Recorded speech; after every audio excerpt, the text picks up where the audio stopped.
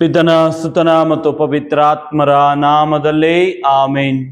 ಯೇಸುವೆ ಸ್ತೋತ್ರ, ಯೇಸುವೆ ವಂದನೆ, ಯೇಸುವೆ ಆರಾಧನೆ. Hallelujah, hallelujah, hallelujah. ಪ್ರಿಯರೇ, ಬನ್ನಿ ಇಂದು ಪ್ರಭು ಮಾಡಿದ ಇನ್ನೊಂದು ಅದ್ಭುತವನ್ನ ಧ್ಯಾನಿಸೋಣ. ಮಾರ್ಕರ ಶುಭ ಸಂದೇಶ ಅಧ್ಯಾಯ 9 ವಾಕ್ಯ 14ರಿಂದ.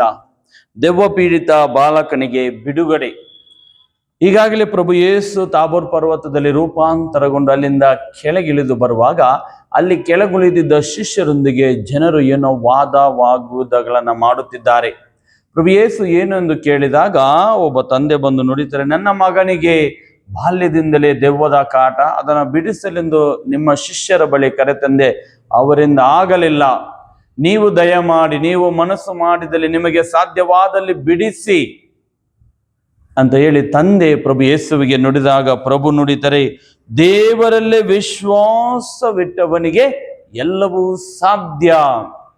ಆಗ ತಂದೆ ಉತ್ತರಿಸ್ತಾರೆ, ಪ್ರಭುವೇ, ಖಂಡಿತವಾಗಲೂ ನನಗೆ ವಿಶ್ವಾಸವಿದೆ.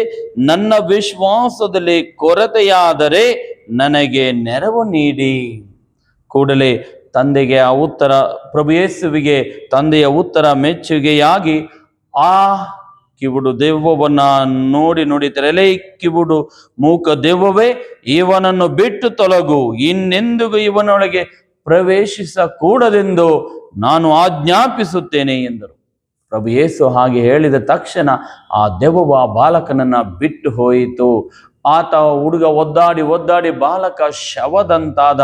ಅಲ್ಲಿದ್ದವರೆಲ್ಲ ನುಡಿತಾರೆ, ಬಾಲಕ ಸತ್ತು ಹೋದ.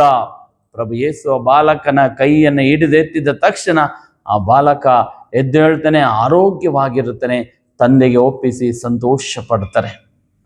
ಮನೆಗೆ ಹೋದ ಮೇಲೆ ಶಿಷ್ಯರು ಕೇಳ್ತಾರೆ, ನಮ್ಮಿಂದ ಯಾಕೆ ಆ ದೆವ್ವವನ್ನು ಬಿಡಿಸಲಾಗಲಿಲ್ಲ? ಆಗ ಯೇಸು ಉತ್ತರಿಸ್ತಾರೆ, ಇಂತಹ ದೆವ್ವವನ್ನ ಹೊರಗಟ್ಟಲು ಪ್ರಾರ್ಥನೆಯೇ ಹೊರತು ಬೇರೆ ಮಾರ್ಗವಿಲ್ಲ. ಹೌದು ಪ್ರಿಯರೇ, ನಾವು ಪ್ರಭುವಿನಲ್ಲಿ ಪ್ರಾರ್ಥಿಸಿದಾಗ ಪ್ರಭು ಮಾಡಿದ ಈ ಅದ್ಭುತ ಕಾರ್ಯಗಳನ್ನು ನಮ್ಮಿಂದಲೂ ಮಾಡಲು ಸಾಧ್ಯ. ವಿಶ್ವಾಸದ ಪ್ರಾರ್ಥನೆ ನಮಗೆ ಸಾಧ್ಯ. ಹಾಗಾಗಿ ಸದಾ ನಾವು ಪ್ರಭುವಿನಲ್ಲಿ ವಿಶ್ವಾಸವಿಟ್ಟು ಪ್ರಾರ್ಥಿಸುವವರಾಗೋಣ. ಖಂಡಿತವಾಗಲು ಪ್ರಭು ನಮ್ಮ ಮೂಲಕ ಅದ್ಭುತಗಳನ್ನ ಮಾಡುತ್ತಾರೆ. ಪ್ರಭು ಯೇಸುವಿಗೆ ನಾವು ಸಾಕ್ಷಿಗಳಾಗಲು ಸಾಧ್ಯ.